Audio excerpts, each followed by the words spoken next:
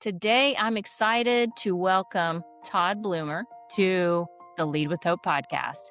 He is a former New Yorker, still celebrating the Knicks NBA championship, and he's now a Texan living in San Antonio. As a former middle and high school principal, Todd now coaches principals for the Archdiocese of San Antonio, and he is happily married, and he has 5 kids and a dog. His first book, The Blueprint, is soon to be paired with The Blueprint 2.0. As a coach and a speaker, Todd enjoys sharing lessons that he's learned by stepping into what he calls the administrative quickstand and allowing educators to not only survive, but to thrive. Welcome to the show, Todd. Thank you, ma'am. I appreciate you the opportunity tonight. Absolutely. So, Todd, what else do you want to share about your background? I grew up in the great state of New York, and when I graduated from college, we were in a hiring freeze, and packed up my car and moved to Houston, Texas, and it was an adventure. And didn't know a soul in Texas. I'd never been to Texas. I still remember the principal saying to me, what do you know about Houston? And I was like, not much. And I remember going upstairs and telling my mother, because this was in the late 90s, before really the internet or cell phones. And I really went up to my mom and dad and said, I got a job. And they were so excited. And they're like, where? And I was like, Texas. And my dad probably looked at me like I was crazy, like I was the man on the moon. A couple weeks later, loaded up my car, drove to Houston, thought I'd stay a year. Loved it. Loved the people, the culture. I came back for year 2, met my wife. Kind of the rest is history. Stayed in Texas and moved over to San Antonio a few years later. And so kind of up for adventure. I'm always up first for, hey, you want to go? Let's go. I'm the first one to join in for a journey. And that was kind of something that's interesting and unique about me, I think. Life is definitely an adventure. It's what you make it. And so when you think about Texas, I have to ask this question. I've been to San Antonio. I've been to the Riverwalk there. Do you have a favorite place in San Antonio that you like to go? Absolutely. My wife and I, when I retired from being a high school principal, I lived a mile down the street from my house, from my school. And I was taking a big leap of faith, leaving my favorite job. Like I left on a high. I left when like I had job satisfaction. I'd hired all the folks that I needed to hire. Parents were happy. We were trending in every direction. And I knew that I probably would never be able to duplicate again. So I stepped away. And so did not want to live a mile down the road from my school if the leap of faith didn't work out. And in a good leap of faith, when you trust God and you put your faith in God, he will take care of you. And I was kind of a doubter at the time. So my wife and I moved. We moved to downtown San Antonio. We live off the Pearl in downtown San Antonio, which is off of the Riverwalk. And so really my favorite part of San Antonio is the Pearl. And I love to get up every morning, and we can talk about it at some point. I love to get up every morning and run on the Riverwalk before I start my day. And there's nothing that brings me closer to God. There's nothing that gets me more prepared for my day. There's nothing that helps fill my bucket, both spiritually and physically, than running on the Riverwalk. And so if you were to come to town, I'd take you over to the Pearl. There's plenty of places to get great food, margaritas, some great country music, fajitas, good old hamburger, all kinds of good stuff here at the Pearl. They're really my favorite places to go. And my wife and I, we haven't been tired of it. We've lived here for over a year. We probably go there 3 or 4 times a week. Nice. My husband and I visited San Antonio, and we definitely went to the Pearl. We went to the Riverwalk, and as a tourist, I can say beautiful, beautiful area. And if you haven't been and you're listening to this today, if you're planning a trip, yeah, you got to go check that out. It's a beautiful place to visit and obviously a beautiful place to live. Oh, it's gorgeous. Now it's tough. The other day, the heat index was 113. Well, that was, I don't tan well. That Yeah, was a tough day, but you figure it out. Like right. you figure it Absolutely. out. Now, in San Antonio, is that where you drove the Uber and coached leaders? Yes, how about that? So when I retired from being a principal, I found out real quick that I couldn't sit around. Like I thought, wow, this would be great. I'll sleep in, I'll go to the pool, I'll work out. But then like a week or so, I think my wife was tired of me just lingering around because she works from home.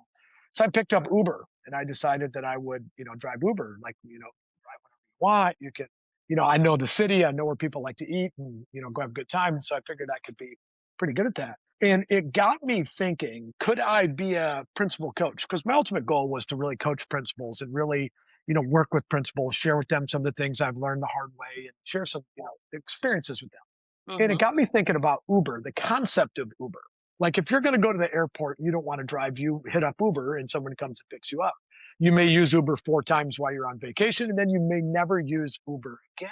And Hmm. it got me thinking, could I be a principal coach? Could I coach people through interview processes? Could I coach people through difficult conversations? Could I coach people through, how to deal with just all kinds of situations and then maybe never hear from them again? Like Hmm. not a long-term contract, not a big commitment, not financially something that is like thousands of dollars, but could you agree to a price where for an hour I could talk to you 3 times a week, once a month, or never again? And so I've kind of put that concept out there and I've kind of built a little brand of people that just kind of hit me up, when they need that ride, when they need the ride to figure it out. Because sometimes in your district, you have mentors and you have people, but sometimes you just need an outsider to be able to talk to you and someone to say, hey, look, I don't know Julie or Fred or anybody, but this is my take on it. Have you thought about this, this, and this?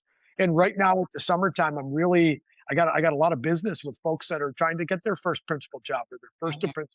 assistant principal job. And from looking at a resume to going through an interview on a phone or a Zoom, it's been enjoyable to me, to be honest with you. And it's been pretty successful for people that are landing jobs. And so I took that Uber concept of like on demand and have kind of turned that into my way of being able to help and give back to people. And also at the end of the day, it's affordable and it meets the needs. It can be a quick phone call in the morning, lunch, or after work. And so that's kind of kind of a neat thing and kind of something I didn't see a lot of people out there doing.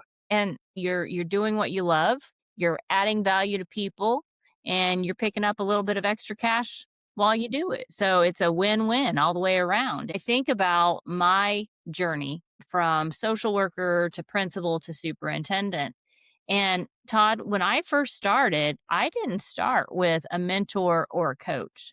And if I'm being honest, when I think back about those early days, I could have really benefited from something like that. I could have benefited from somebody in my corner that was encouraging me, holding me accountable as well, making sure that I was growing and doing the right things, but also encouraging me and pointing out the strengths that we all have. We all have gifts that God has given us. And if we can lean into those gifts, I think so much more is possible. But unfortunately, in leadership back then and still today, districts are not consistently investing in principals so that they can have that coach, that person that's helping them be the best version of themselves. That's the principal. And if I could go back in time, I would on day two of each of the principalships, middle school and the high school. On day two, I would have lined up a coach, whether I had to, petition my superintendent to be able to help me or paid for it out of pocket because the value that I've reached. I mean, we've all been there. We ascend to spots based on we surround ourselves with like great people and we sit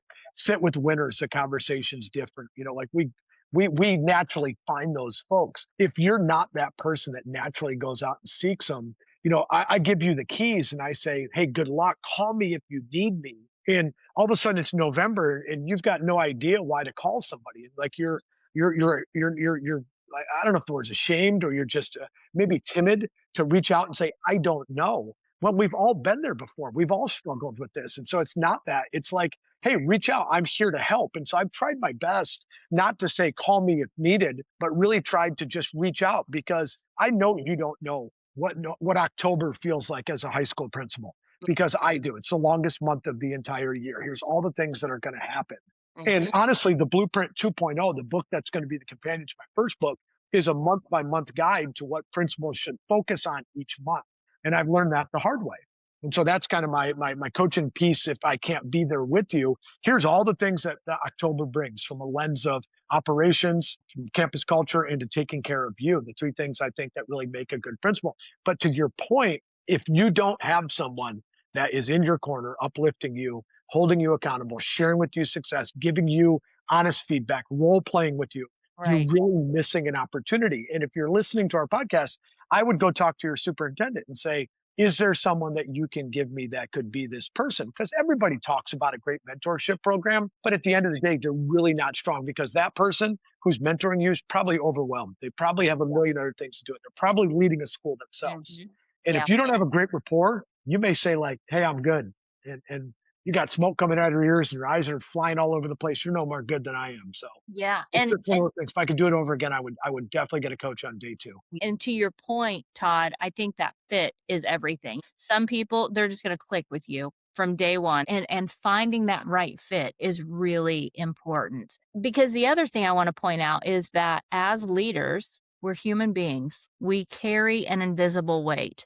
That invisible weight for me was grief. My brother Brandon drowned when I was 15, and then my mom died of cancer, and then life just keeps going on and on and on, and we carry that invisible weight. And so, Todd, I'm curious, reflecting back over your life, is there an adversity that kind of has shaped or had an impact on your leadership? Yeah, and while I don't have a sad story like your brother, really the adversity that I have was having to look myself in the mirror my first year as a principal and realize that I was failing and realize that the culture that the campus had was going down the drain, realizing that my lack of consistent communication was causing issues.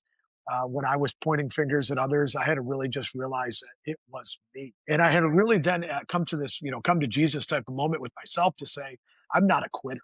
Like I worked really hard to get here and I'm not going to be defined by failure. And I was at a great middle school, like tremendous middle school. And I knew I could take it even a step further. And the principal that was there previously had left it in perfect shape. And all of a sudden I was messing it up. And it was one of those things that if I didn't reach out to a couple different people and if I didn't look myself in the mirror, and if I didn't say I have to change, I wouldn't be where I am today. And I'm happy that year two was so much better. Year three was great. Year four was perfect. Year five, I became a high school principal and I learned so much from there. So the adversity of really facing resistance, questioning my work ethic, questioning my integrity, questioning my communications, all things that I thought I was really good at. Like I was a dang good assistant principal. I was a phenomenal coach. I was a great teacher. And I'm not going to be defined by being a failure as a principal. But first semester, my principal year, I probably need handwritten thank you note or handwritten apology notes to many of the people. Now, there were some people that gave me some grief and stuff so I mean, there's more to the story, but I had to look and say, what am I causing? How can I fix this? And where can I spend time either apologizing or making right for anything that I might have offended people by? And so I had to really look in the mirror to figure out like, who am I as a leader and how do I want to be defined?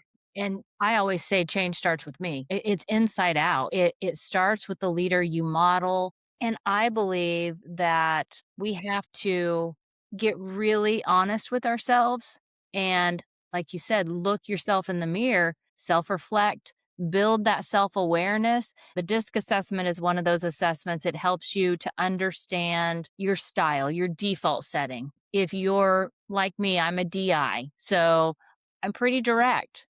And for some of those folks out there that are maybe S's or C's, they don't know how to take me.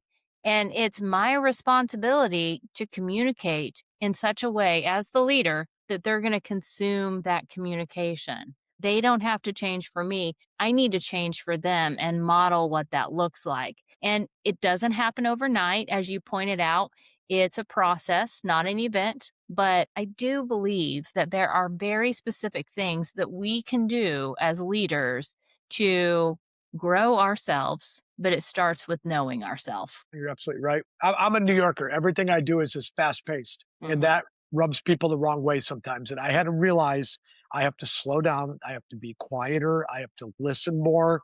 I have to walk at a slower pace.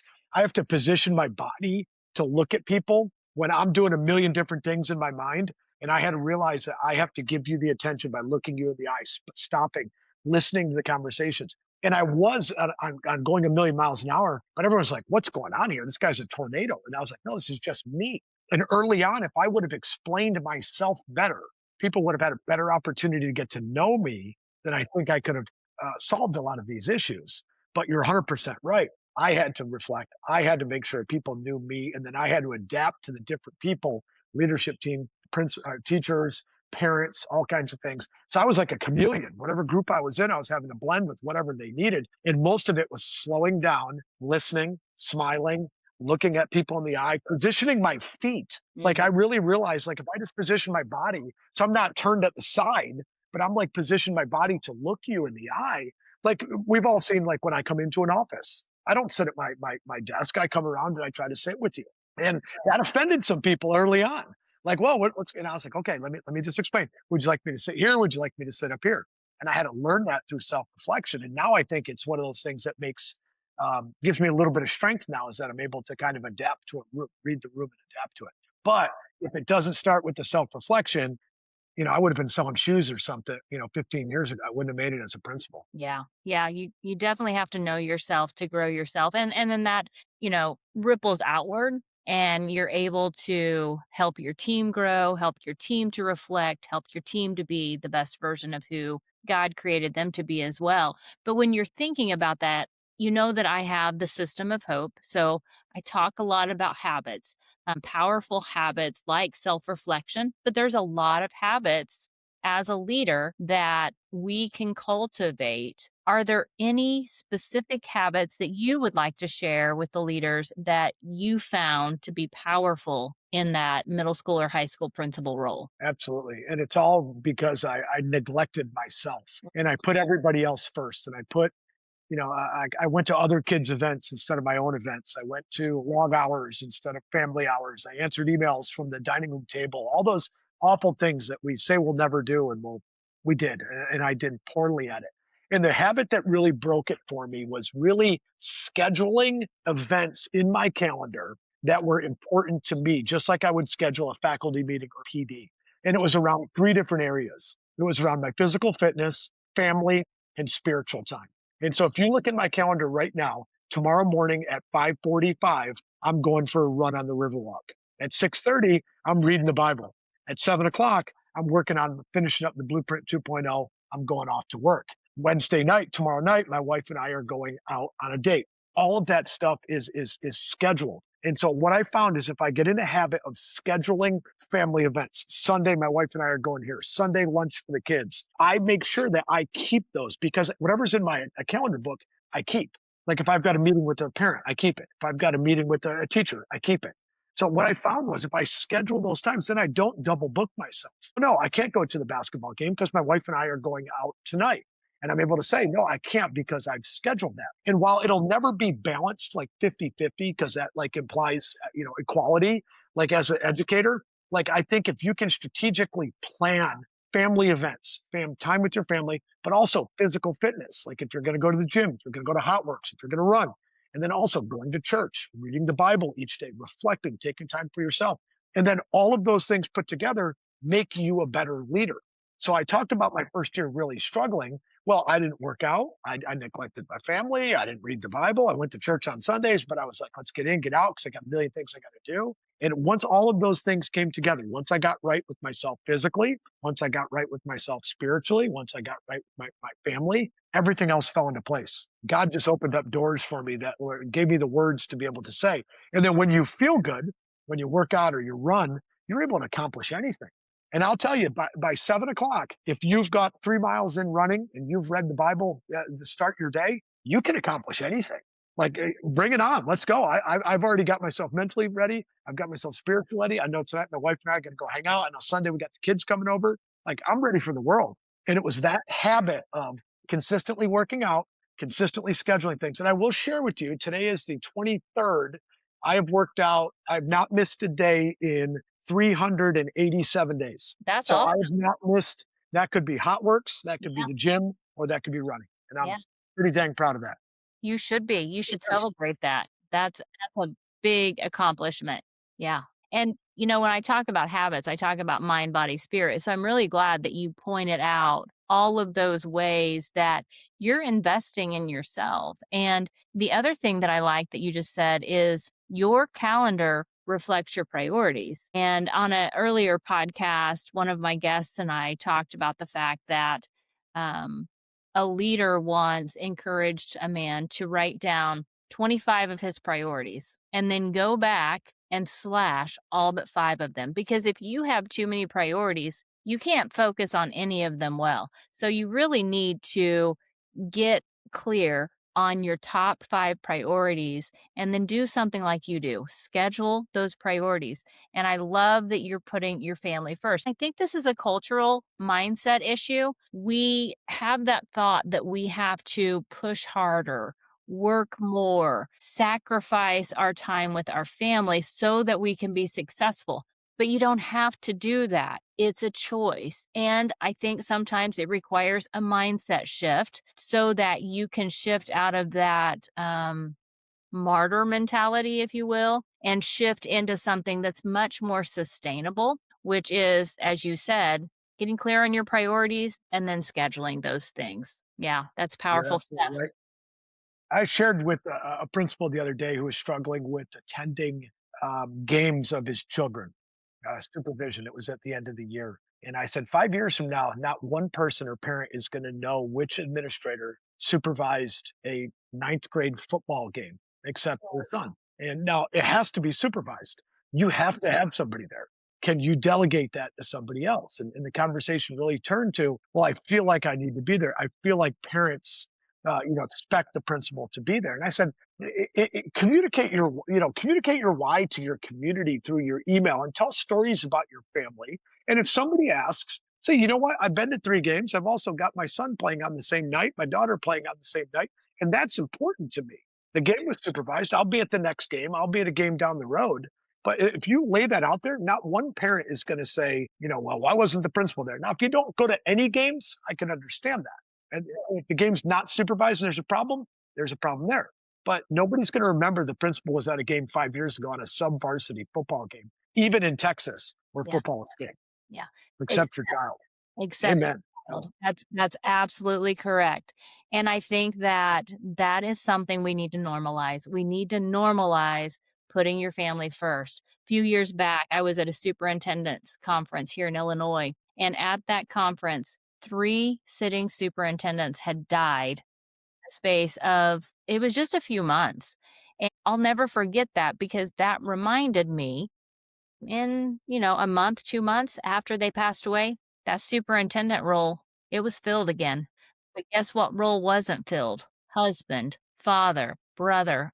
You're irreplaceable in your family's life. So prioritize what truly matters. Is there anything that you would do differently if you could go back and do it all over again? Yeah, 100%. Just what we talked about.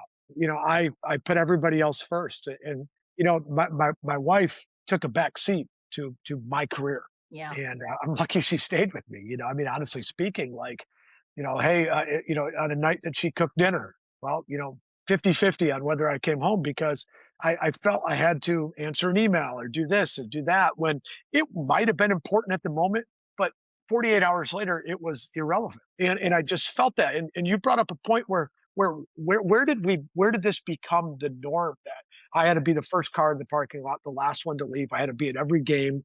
I had to be everywhere, and I had to be everything to everybody except the people that mattered the most.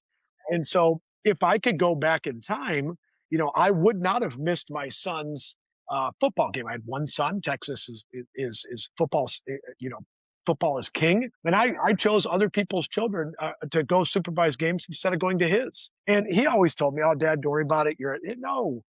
Poor kid had 2 knee injuries. We lost part of his high school, career because of knee injuries, and I missed his early games because I thought there'd be time to see him as a high school person, and then that didn't happen. And so, if I could go back and do it over again, I would say, you know what?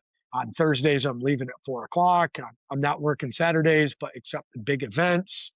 Um, and part of me is I worried that if I delegated stuff to a lot of my assistant principals, like they would be overwhelmed, and I always look to protect them.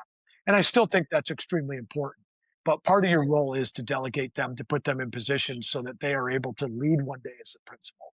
And it means getting out and doing a lot of the things. And if I could do it over again, this is really where I'll end it.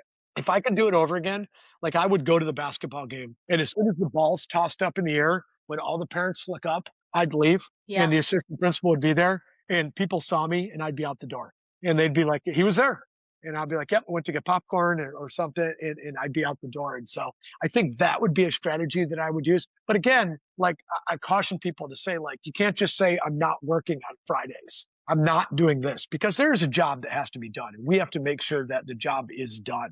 So once Right. the job's done, I'd go home and I Yeah. wouldn't answer emails at home. I'd take care of things. If my superintendent needed me, if you were my superintendent, you're not sending me an email. I don't need to check. You're going to call me if there's a problem. and I will then take your phone call if there's a problem. But I would build a better divide for me if I could do it all over again. We've got to build those margins in our lives so that we can have a family life. Because sometimes, I talk about rest. And when people think about rest, some people think about sleep, but there's more ways to rest than just sleeping. Some of those is spending time with the people you love most. Sometimes it's spending that family time together, having family dinners, or going to church on Sundays, going to ball games. Sometimes it's playing together. I mean, there's a lot of different ways that we can rest our minds, bodies, and souls. And it's all very important. So I'm really glad that you said that, because I 100% agree. And same for me. If I could go back and do anything different, it would be to prioritize creating those healthy margins in life, because I modeled that too. I modeled that to the people that were coming up as leaders. Before we wrap up today's episode, I have a complimentary resource that I want to share with you today. If you're a school or a district leader looking to strengthen your leadership, improve communication, and build a thriving culture, the Hope Fueled Culture System was created for you. After more than 20 years serving as a school social worker, a principal, and a superintendent, I've gathered the strategies, tools, and resources to help you lead resilient teams and create schools where both educators and students can thrive. Inside this resource, you're going to find practical leadership tools that you can use immediately. There is a communication template in there, strategies for navigating difficult conversations, a first day agenda, leadership resources, and so much more. These are tools designed to save you time while helping you lead with greater confidence, clarity, and purpose. If you're ready to move beyond simply managing the day-to-day and start building a culture rooted in hope, trust, resilience, and high expectations, this is a great place to start. You'll find the link in today's show notes. Download your complimentary Hope-Fueled Culture System and begin taking those small, intentional steps that create a lasting impact. Because hope isn't just something we feel, it's something we build. And when leaders lead with hope, they create cultures where everyone can grow, belong, and thrive. So, Todd, one of the last questions that I like to ask all of my guests is, what is giving you hope in our world right now? It's a great question because it's a messed up world that we're in.